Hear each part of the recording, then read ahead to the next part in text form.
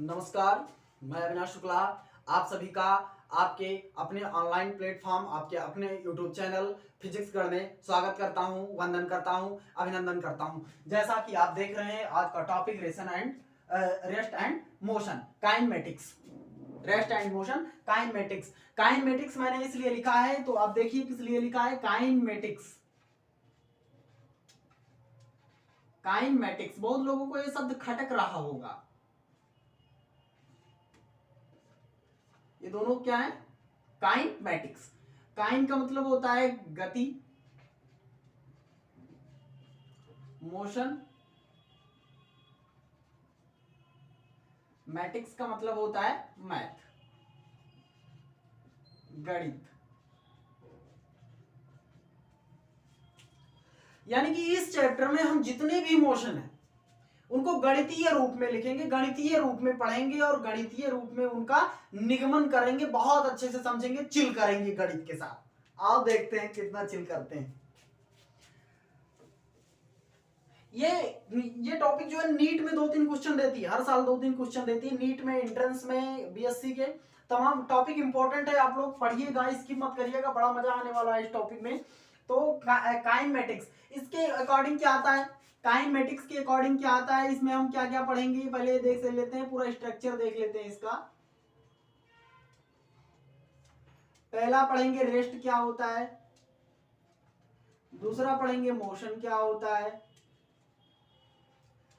तीसरा पढ़ेंगे डिस्टेंस क्या होती है,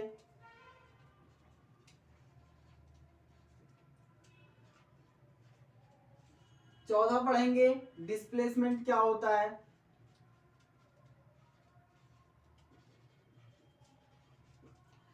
पांचवा पढ़ेंगे वेलोसिटी क्या होती है यानी कि स्पीड या स्पीड क्या होती है, छठा पढ़ेंगे एक्सीलरेशन क्या होता है,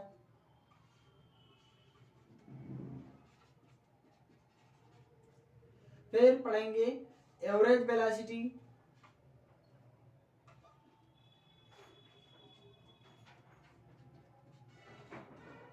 फिर एवरेज एक्सीलरेशन,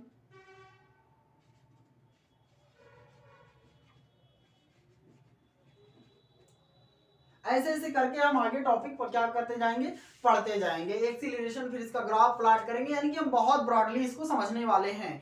बड़ा मजा आएगा इन सारी चीजों को पढ़ के। और इन सब चीजों को पढ़ने के लिए आपको सबसे पहले जानना जरूरी है, इन सारी चीजों को पढ़ने के लिए आपको सबसे पहले जानना जरूरी है फ्रेम ऑफ रेफरेंस।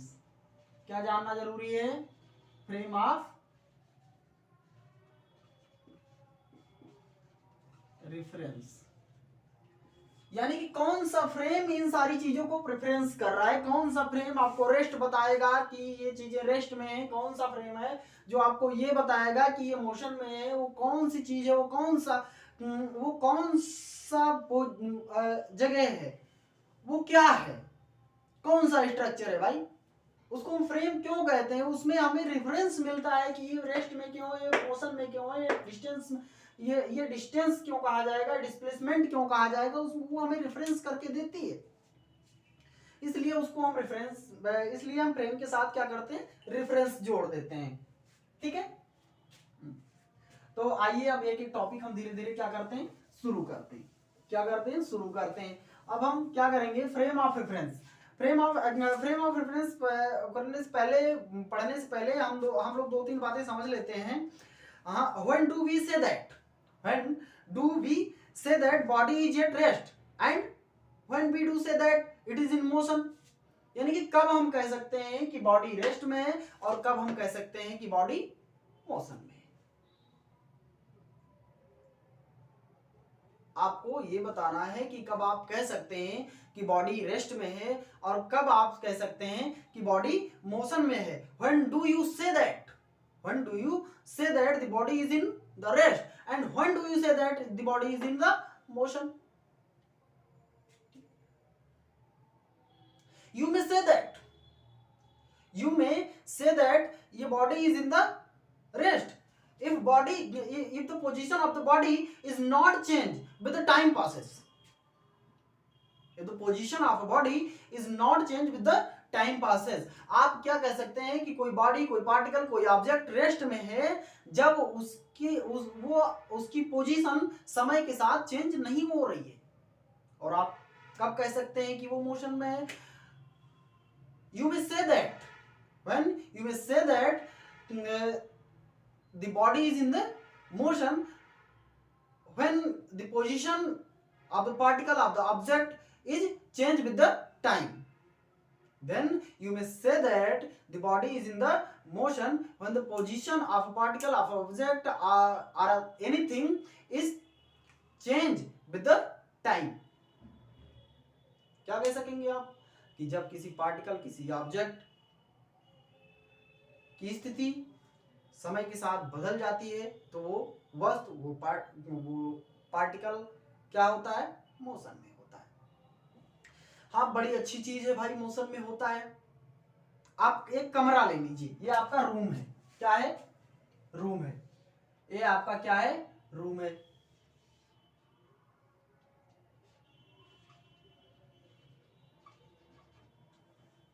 यहां आपकी टेबल रखी है. क्या रखी है? टेबल रखी है.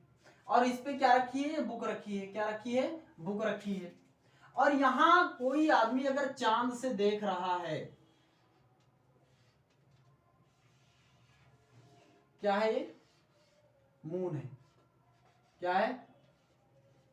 मून है. और आपका रूम कहाँ है? अर्थ में. कहाँ है? अर्थ में. ठीक.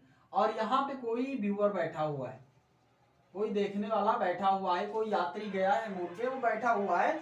और आपसे अगर पूछा जाए अब कि ये टेबल पे रखी हुई किताब रेस्ट में है या मोशन में है, तो आप बड़ी आसानी से बता देंगे कि भाई साहब ये किताब किसमें है? रेस्ट में. ये बुक जो टेबल पे रखी है, that's book which put on our table, that is in the rest. वो क्या है? रेस्ट में.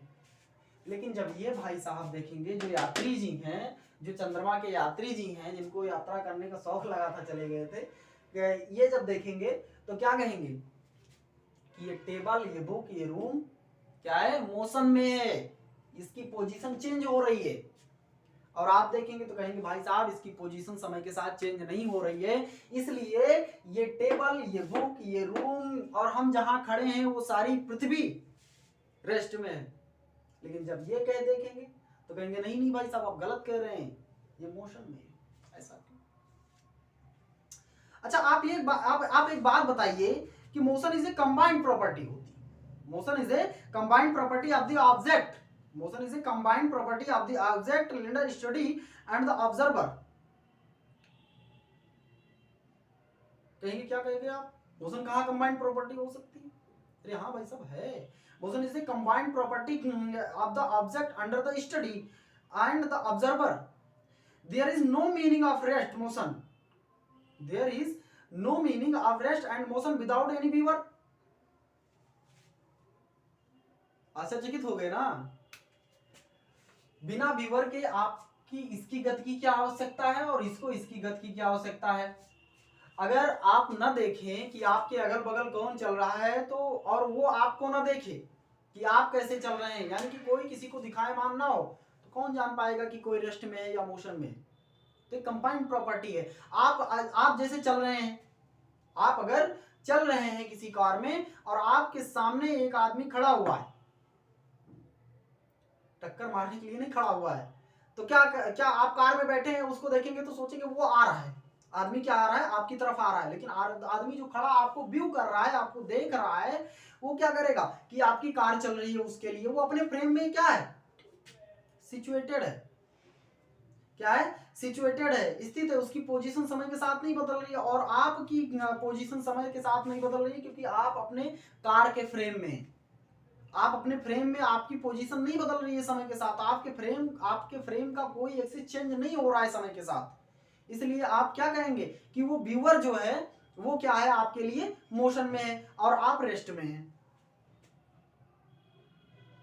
इसलिए मोशन क्या है, एक कंबाइंड प्रॉपर्टी। आप जान, अभी आप ट्रेन में जा रहे हो, कहाँ जा रहे हो, ट्रेन में आप जा रहे हो, सफर कर रहे हो, बड़ी सुंदर सी यात्रा हो, सभी लोग बैठे, चलो मान लो ट्रेन चल रही है, एक रॉबरी घुस गया ट्रेन में, कहा पिस्टल निकाला, जोर से कहा स्टैंड अप, सभी लोग खड़े रहेंगे, कोई अगर बैठा हिला तक तो गोली मार देंगे तुरंत। सभी लोग अपना अपना फ्रेम बना लिए ना अपने डिब्बे के अनुसार, हिल तो नहीं रहे हैं, और वो रॉबरी जो है वो भी नहीं हिल रहा है। लेकिन ट्रैक पे, अगर ट्रैक पे कोई बैठा है, आप पत्थर पे कोई व्यूअर लगा दीजिए, कैमरा लगा दीजिए, तो क्या करेंगे, आपके अनुसार क्या कर रहे हैं, अगल बगल के पेड़ पौधे चल रहे हैं, आप क्या है, बहुत सुंदर है, रुके हुए हैं, हम तो स्थित हैं, हम तो कुछ कर ही नहीं रहे, चाहे रॉबरी हो, चाहे पिस्टल निकाले, जो भी करे वो करने दो, लेकिन हम कुछ नहीं कर रहे, हम नहीं चल रहे हैं। अगल बगल के पेड़ पौधे जितने हैं, रेलवे स्टेशन, ये बहराइच गया, वो गोंडा आ गया, वो लखनऊ गया, यानी कि वो स्टेशन चल रहे हैं आपके लिए, आप उनके लिए नहीं चल रहे हैं। आप रेलवे ट्रैक पे कैमरा लगा के देखिए कभी, जब वो कैमरे में रिकॉर्ड चीजें आपको आएंगी ना, तो आप चल रहे हैं उसके लिए, उस व्यूअर के लिए, जो कैमरा व्यूअर है, जो कैमरा ऑब्जर्वर है, उसके लिए आप चल रहे हैं, और आपके लिए वो चल रहे हैं। ठीक, तो आपको क्या समझ में आता है कि motion is a combined property of the object under study and observer. Point note कर लीजिए, motion is a combined property of the object, sorry point है, नोट कर लीजिए,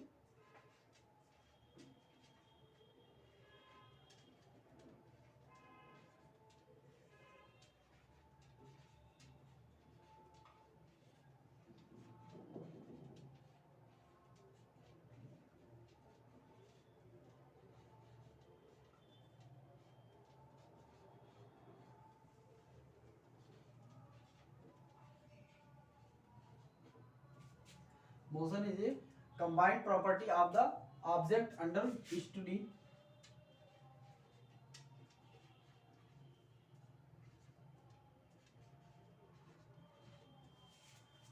motion is a combined property of the object under the study and the observer. Motion is a combined property of the object under, sorry, under the study and the object. क्या लिख दिया मैंने, अरे motion is a combined property, मैंने बताया ना कि एक दूसरे के सापेक्ष चल रहे हैं, रिलेटिव चल रहे हैं, एक दूसरे से कंबाइंड है, इसलिए मैंने बताया कि motion is a combined property of the object under the study and the observer. There is no meaning of the rest and motion without viewer. यहाँ पे कोई मीनिंग नहीं है। अब ये क्यों क्यों है ऐसा, there is no meaning,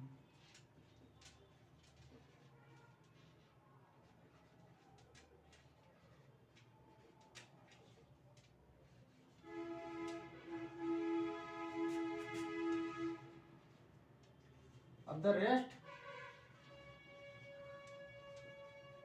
and the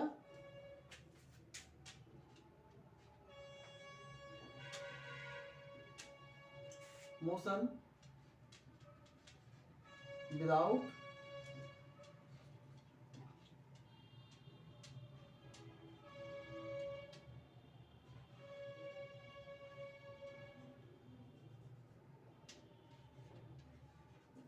बिना व्यूअर, बिना देखने वाले के लिए क्या है, अब दिखाने के लिए वो कोई चीज करते हैं, ज्यादातर लोग यही करते हैं भाई, जनरल भी ऐसे ही होता है।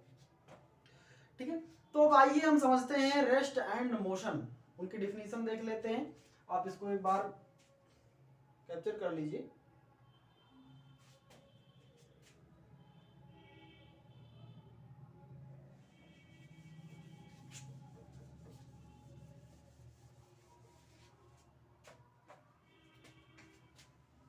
Rest,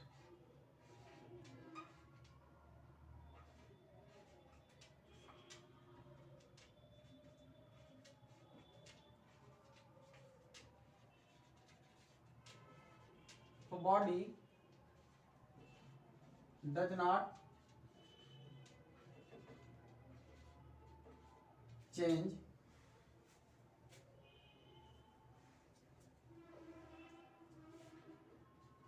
its position. अगर कोई वस्तु अपनी पोजीशन समय के साथ नहीं चेंज करती है, मैंने भी बताया है पहले भी, अब भी बता रहा हूं कि अगर कोई वस्तु अपनी जो है पोजीशन समय के साथ चेंज नहीं कर सकती है, then that body is called in the rest.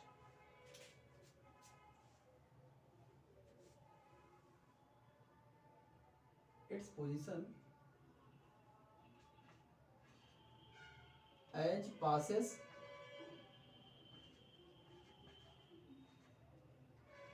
with time, then that body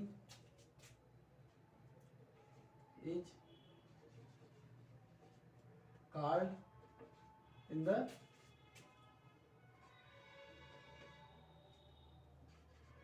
rest. If a body does not change its position as passes with time, then that body is called in the rest. समझ गए? अब motion,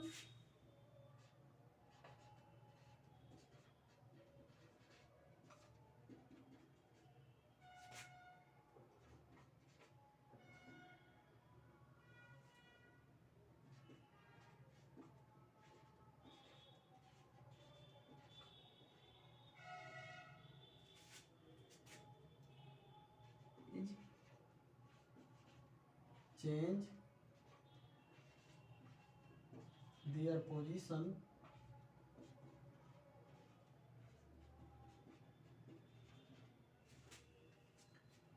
as passes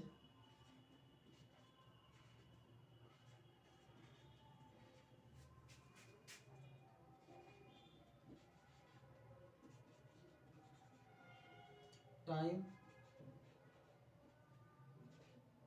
then that body is called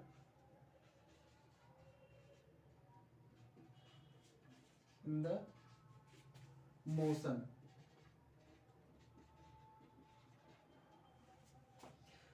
अगर कोई वस्तु समय के साथ अपनी पोजीशन चेंज कर रही है तो क्या कहलाएगी कि वो वस्तु किस में है, मोशन में है, वो वस्तु किस में है, गति में है।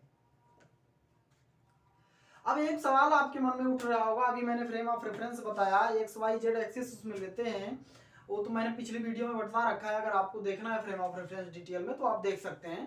तो क्या होता है कि फ्रेम ऑफ रेफरेंस क्यों यूज करते हैं, फ्रेम ऑफ रेफरेंस क्यों यूज करते हैं, यहाँ ये सवाल आपको जरूर उठ सकता है, क्योंकि शुरू में अगर मैंने बताया बिना लिखे हुए आपको समझ में आ गया तो चलो बहुत अच्छी बात है, नहीं समझ में आया पिछली वीडियो देख लीजिए, समझ में आ जाएगा।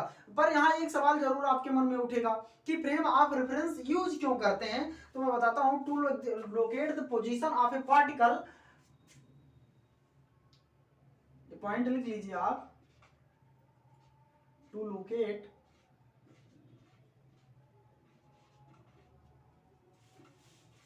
the position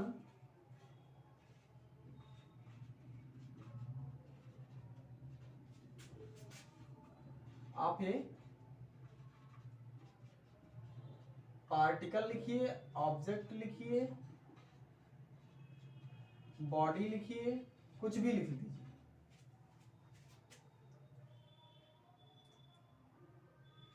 We need the frame of reference.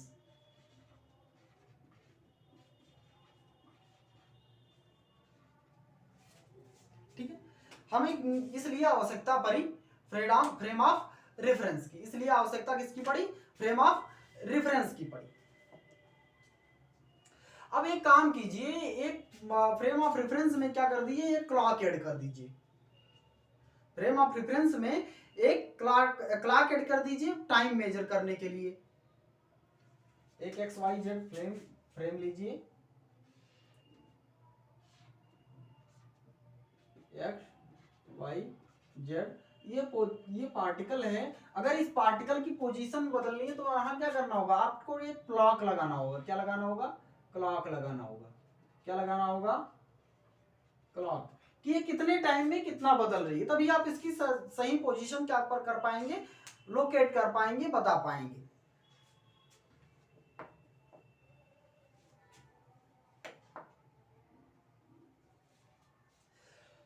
तो मैंने बताया आपको रेस्ट एंड मोशन। अब इसमें आप देख लीजिए, क्लॉक ऐड कर दिया मैंने। अब अगर पार्टिकल की पोजीशन या किसी एक फ्रेम की पोजीशन एक फ्रेम के अकॉर्डिंग बदल रही है, दो फ्रेम के अकॉर्डिंग या तीनों फ्रेम के अकॉर्डिंग बदल रही है समय के साथ, तो क्या कहेंगे कि ये पार्टिकल इस फ्रेम के अकॉर्डिंग क्या है, मोशन में है। और अगर इस पार्टिकल की पोजीशन बदल नहीं रही है समय के साथ, न इस फ्रेम के साथ, न इस फ्रेम के साथ, न इस फ्रेम किसी भी फ्रेम के साथ, तो क्या कहेंगे, ये पार्टिकल इस मोशन के ये पार्टिकल इस फ्रेम ऑफ रेफरेंस के अकॉर्डिंग क्या है, रेस्ट में है। इस फ्रेम ऑफ रेफरेंस के अकॉर्डिंग क्या है, रेस्ट में है। ठीक है। अब देयर इज नो, अब आप कहेंगे कि हाँ हम कैसा फ्रेम ऑफ रेफरेंस ले सकते हैं, आप कहेंगे कि किस पार्ट के लिए हम कैसा फ्रेम ऑफ रेफरेंस ले सकते हैं। तो कोई ना रूल है, ना रेगुलेशन है, ना रिस्ट्रिक्शन है। आप अपनी कन्वीनियंस के अनुसार, आप अपनी सुविधा के अनुसार क्या कर सकते हैं, कोई भी फ्रेम ले सकते हैं। तो आपको सबसे ज्यादा सुविधा पड़ती है कार्टेशियन फ्रेम में, X Y Z frame system में। तो क्या करते हैं, आप उसी को लेते हैं, सभी लोग उसी को लेते हैं। और अगर आपको कोई फ्रेम अलग से लेना है तो आप ले सकते हैं। कोई रूल रेगुलेशन या रिस्ट्रिक्शन नहीं है आपको कि नहीं आप यही फ्रेम लेंगे, आपको ये फ्रेम लेना पड़ेगा, ऐसा कुछ नहीं है।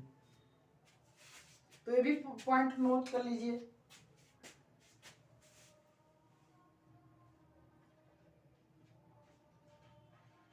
There is no rule regulation और restriction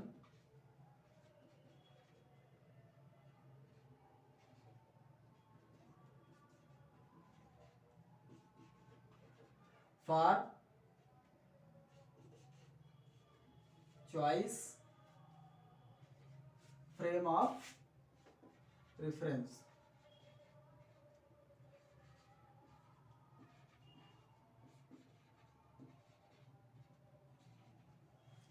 कोई रूल रेगुलेशन नहीं है, कोई रिस्ट्रिक्शन नहीं है कि आप नहीं आप यही फ्रेम ले लीजिए। आप जो भी फ्रेम ले सकते हैं ले लीजिए, कोई दिक्कत नहीं है। अब हो गया आपका रेस्ट मोशन हो गया। अब क्या बचा, डिस्टेंस एंड डिस्प्लेसमेंट बचा। क्या बचा, डिस्टेंस एंड डिस्प्लेसमेंट बचा। क्या बचा, डिस्टेंस एंड डिस्प्लेसमेंट बचा।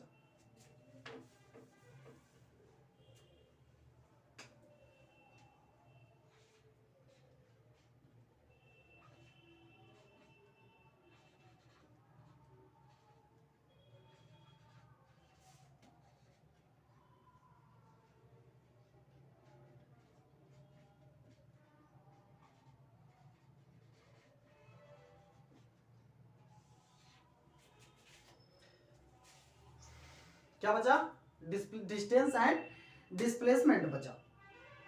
आइए जानते हैं इनको क्या होते हैं। ये भी भाई साहब कितना छलांग लगाते हैं, देखते हैं। अब सबसे पहले आप क्या ले लीजिए, पार्टिकल ले लीजिए। क्यों ले लें, आप कहेंगे क्यों ले लें पार्टिकल, कौन से हम तुम्हारे नौकर हैं। अरे भैया हमारे लिए मत लीजिए, आप अपने लिए लीजिए, क्योंकि आपको सीखना है कि डिस्टेंस क्या होता है, डिस्प्लेसमेंट क्या होता है, दोनों में फर्क क्या होता है। इसलिए आप एक पार्टिकल लीजिए और एक कार्टेशियन कोऑर्डिनेट सिस्टम लीजिए, और उस कोऑर्डिनेट सिस्टम के अकॉर्डिंग देखिए आप कि क्या पोजीशन बदल रही है। अगर बदल रही है तो कितनी दूरी तक जा रही है, और अगर दूरी तक जा रही है तो क्या वो दूरी वेक्टर है, क्वांटिटी है, या स्केलर क्वांटिटी है। ये सारी चीजें आपको यहाँ देखने को मिलेंगी। और आप पूरी अगर यहां से यहां तक, यहां से यहां तक ये इनिशियल पॉइंट मान लीजिए, फाइनल पॉइंट मान लीजिए, पार्टिकल यहां से यहां तक चल के आ रहा है इस फ्रेम में, तो इसकी डिस्प्लेसमेंट क्या होगी, इसकी डिस्टेंस क्या होगी। और डिस्प्लेसमेंट हो रही है, तो डिस्प्लेसमेंट कितनी हो रही है, और डिस्टेंस और डिस्प्लेसमेंट में क्या रिलेशन है, क्या डिफरेंस है, ये सारी चीजें देखने को आपको यहाँ पे मिलेगी।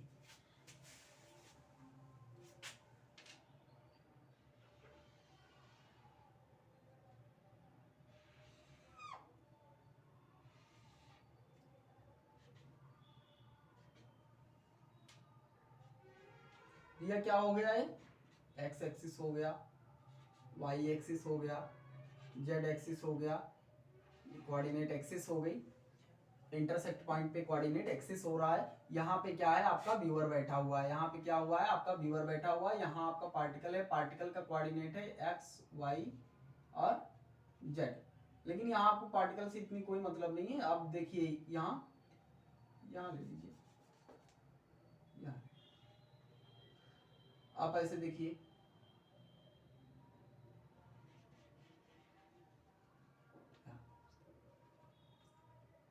ये पॉइंट ये है, ये पॉइंट बी है। कोई पार्टिकल यहां से इस तरह से यहां पहुंचता है, कोई पार्टिकल जो है, पार्टिकल ये से लेके सी से होते हुए, यहां मान लीजिए सी, ये से लेके सी से होते हुए बी पे पहुंचता है, तो भाई अगर पहुंचने में टाइम तो लगा ही होगा, उसको पहुंचने में टाइम तो लगा ही होगा इसको। और यहां पहुंचने में कितना टाइम लगा, यहां से यहां पहुंचने में कितना टाइम लगा, अगर हम एक बार देख लेंगे तो लंबा हो जाएगा। और यहां से यहां पहुंचने में कितना टाइम मान लेते हैं, टाइम इंटरवल मान लेते हैं t1। यहां से यहां पहुंचने में टाइम इंटरवल क्या मान लेते हैं, t2। ठीक है, तो अब हम कैलकुलेट कैसे करेंगे कि डिस्प्लेसमेंट इसमें क्या है और डिस्टेंस इसमें क्या है।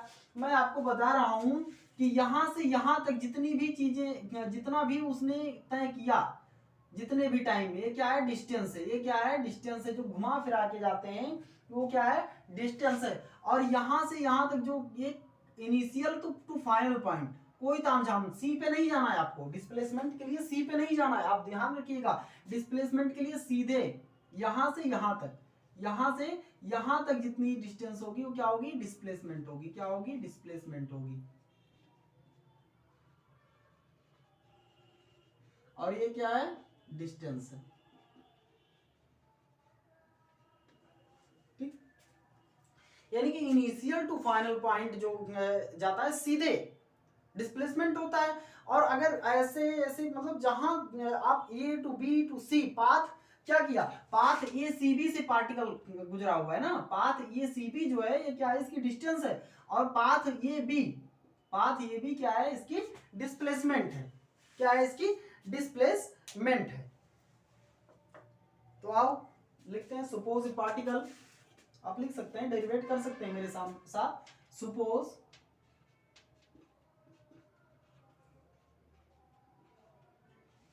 अ particle, suppose a particle is at ये is at a at, अगर आप कोई पार्टिकल लेते हैं ये, और कोई पार्टिकल लेते हैं और वो कहाँ पे है, ये पे है, और किस पे है, ये पे अगर है तो कौन से टाइम पे है, t1 पे, कौन से टाइम पे, t1 पे। पार्टिकल कौन से टाइम पे है, ये पे t1 पे। ठीक, एंड और अगर पार्टिकल यहाँ b पे पहुंच जाता है, पार्टिकल यहाँ b पे पहुंच जाता है, तो t1 से टाइम बदलकर आपके क्या हो जाता है, t2 हो जाता है। yet t1 and at b at the time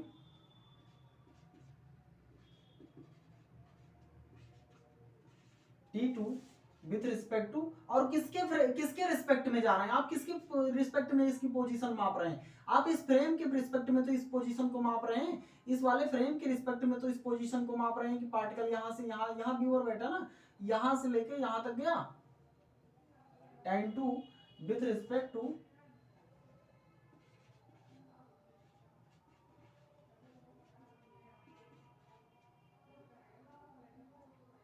the frame of reference.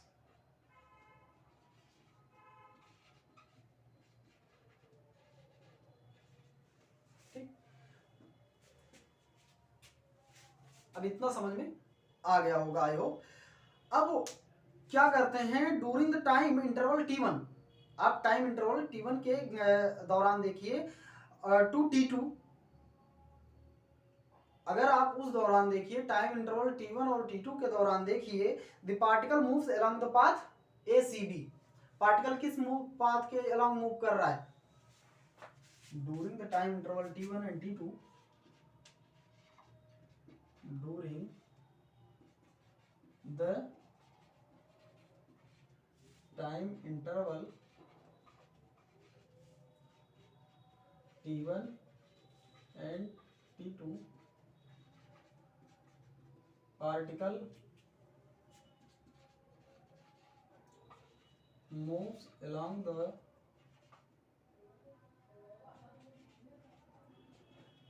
path ACB, किस पाथ के अलॉन्ग मूव कर रहा है, ACB। तो मैंने क्या बताया था कि जो ये पाथ है क्या है, इसकी डिस्टेंस है। मैंने क्या बताया था कि जो ये पाथ है ये इसकी क्या है, डिस्टेंस है, जिसकी लेंथ है पाथ ACB की जो लेंथ है ये क्या है, इसकी डिस्टेंस कहलाएगी।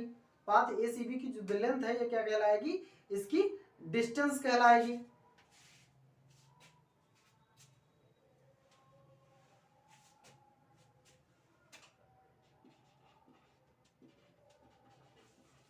Length of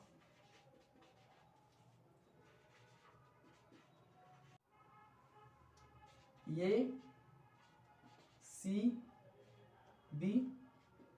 is called the distance, is called the distance during the time interval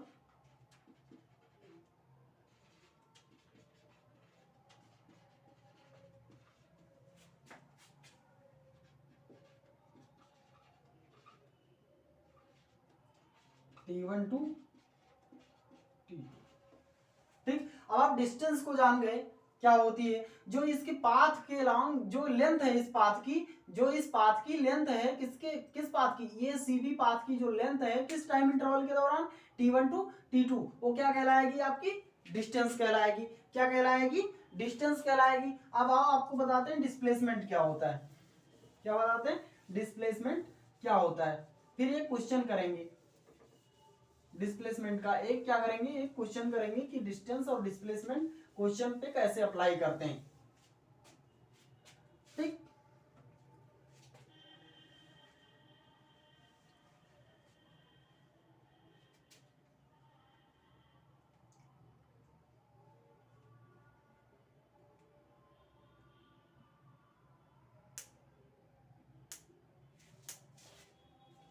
अगर हम देखें नेट पोजीशन, क्या देखें, नेट पोजीशन किसकी, ये और बी की, किसके द्वारा, एक along A straight line,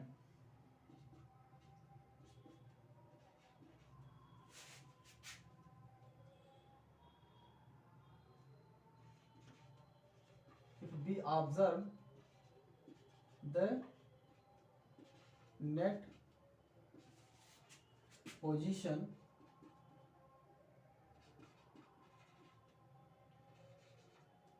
of initial position point A and final point B during the time interval T1 to T2। अगर हम क्या देखें, इनकी पोजीशन ऑब्जर्व करें, ये और बी की अलोंग स्ट्राइट लाइन, किसी स्ट्राइट लाइन के अलोंग कौन से फाइनल पोजीशन और इनिशियल पोजीशन किसकी कब, टाइम इंटरवल T1 और T2 में, तब हमें क्या मिलता है, तो हमें क्या मिलेगा, the length of straight line T1 sorry ये एंड B इसका डिस्प्लेसमेंट क्या कहलाएगा, ये डिस्प्लेसमेंट कहलाएगा।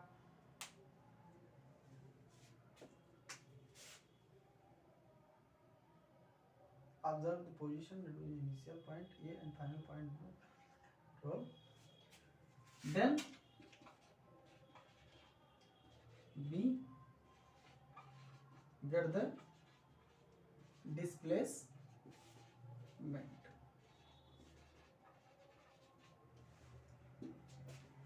तो हमें क्या प्राप्त होता है, डिस्प्लेसमेंट प्राप्त होता है। अब आप ये जान के डिस्प्लेसमेंट क्या होती है, डिस्टेंस क्या होती है, तो आपको ये जानना बहुत जरूरी है क्या कि डिस्प्लेसमेंट और डिस्टेंस स्केलर क्वांटिटी है या वेक्टर क्वांटिटी है। आइए बताते हैं।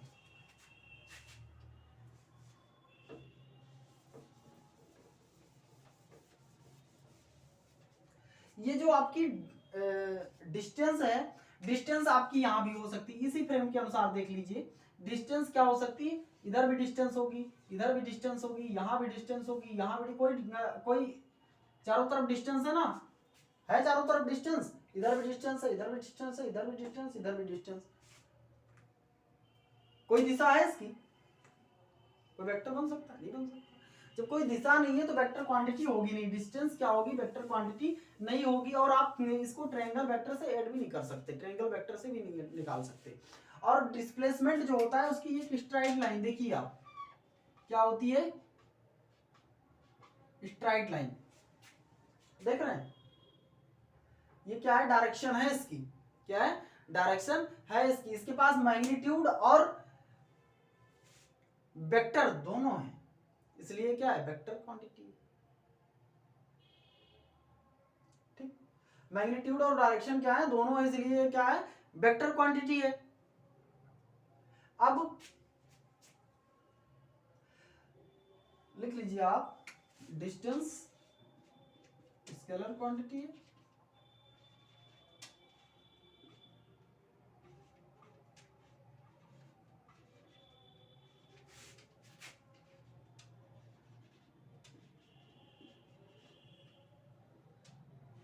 डिस्प्लेसमेंट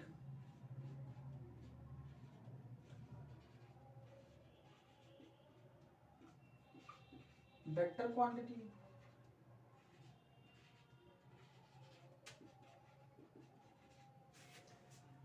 डिस्टेंस क्या है, स्केलर क्वांटिटी, और डिस्प्लेसमेंट क्या है, वेक्टर क्वांटिटी है। अब इसी के उल्टा आप देख लीजिए, डिस्टेंस और डिस्प्लेसमेंट ये क्या है, कॉन्ट्रास्ट है, एक दूसरे की नहीं है ना, कॉन्ट्रास्ट। अब आइए क्वेश्चन करते हैं, क्या करते हैं, क्वेश्चन करते हैं। क्वेश्चन लिखना पड़ेगा इसमें से, इसमें क्वेश्चन लिखा हुआ है, देख रहे हैं। इस पे अप्लाई क्या होता है, कैसे क्वेश्चन अप्लाई होता है।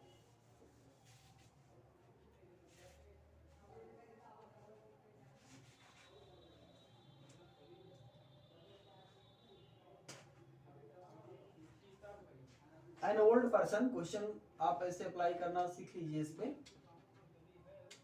An old person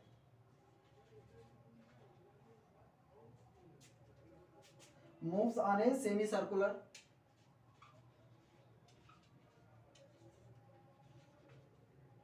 on a semi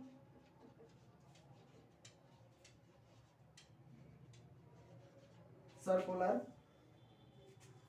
track of radius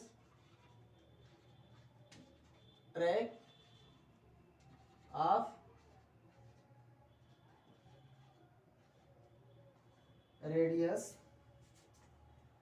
40.0 metre.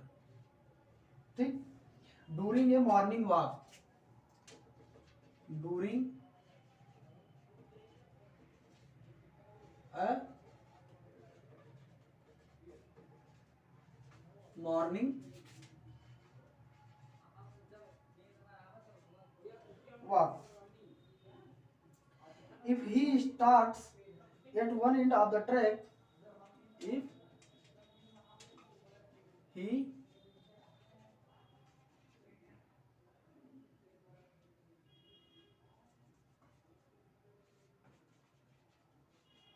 starts one end of the track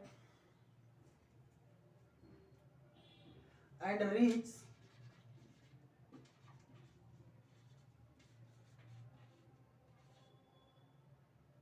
at the other end. At the other end, find the distance covered and displacement of the person. Find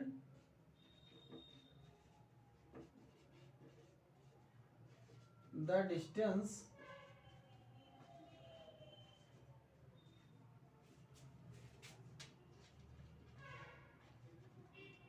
covered and displacement of the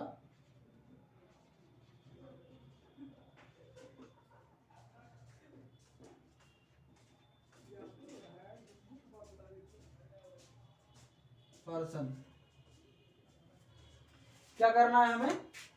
question क्या कह रहा है? An old person moves on a semi circular track. ये semi circular track पे move कर रहा है, इस ट्रैक पे मूव कर रहा है, आधा सर्कुलर है जो सेमी सर्कुलर ट्रैक पे मूव कर रहा है। किस पे कर रहा है? सेमी सर्कुलर ट्रैक पे मूव कर रहा है। किस पे कर रहा है? Semi circular track of A radius 40 centimetre. कितनी रेडियस की है?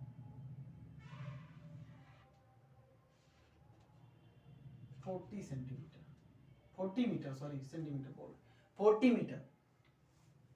डूरिंग ए मॉर्निंग वॉक, किसके दौरान कर रहा है? मॉर्निंग वॉक के दौरान इतनी रेडियस का क्या कर रहा है? भ्रमण कर रहा है, इस पे मूव कर रहा है मॉर्निंग वॉक के दौरान, और इसकी रेडियस कितनी है? 40 मीटर है। If he starts one end of the track and reach at the other and, अगर वो इस एंड से स्टार्ट करता है, इसको इनिशियल एंड मान लीजिए, इनिशियल एंड और ये फाइनल एंड। अगर वो इनिशियल एंड से स्टार्ट करता है और फाइनल एंड पे पहुंचता है, तो क्या करना है? उसने कितना डिस्टेंस कवर किया और उसका डिस्प्लेसमेंट कितना होगा, ये आपको क्या करना है? निकालना है। तो डिस्टेंस कितना होगा? अब डिस्टेंस पे आप देख लीजिए, जितना उसने कवर्ड किया होगा, जितना पाथ ऑफ लेंथ कवर्ड किया होगा, distance is equal to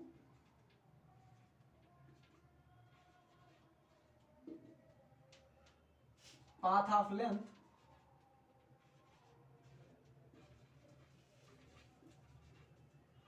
covered by the person। R कितना दिया हुआ? 40 मीटर दिया ना, ठीक। Distance is equal to path of the length covered by the person, तो ये कितना होगा? 180 डिग्री होगा। Pi is equal to pi R हो जाएगा।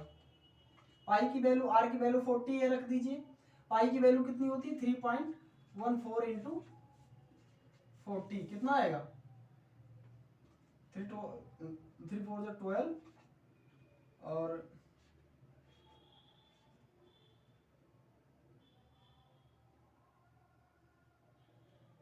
120 प्लस 6 126। 100 कितना आएगा? 126 आएगा। कितना आएगा? 126 मीटर। डिस्टेंस कितनी हो जाएगी इसकी? 126 मीटर डिस्टेंस से क्या करेगा? कवर्ड करेगा। अब डिस्प्लेसमेंट, डिस्प्लेसमेंट सीधे निकालना है आपको, सीधे। पाई से कोई मतलब नहीं है, एक इधर का हो जाएगा, एक इधर का हो जाएगा, यानी कि 2r हो जाएगा। डिस्प्लेसमेंट इज इक्वल टू क्या हो जाएगा? 2r हो जाएगा।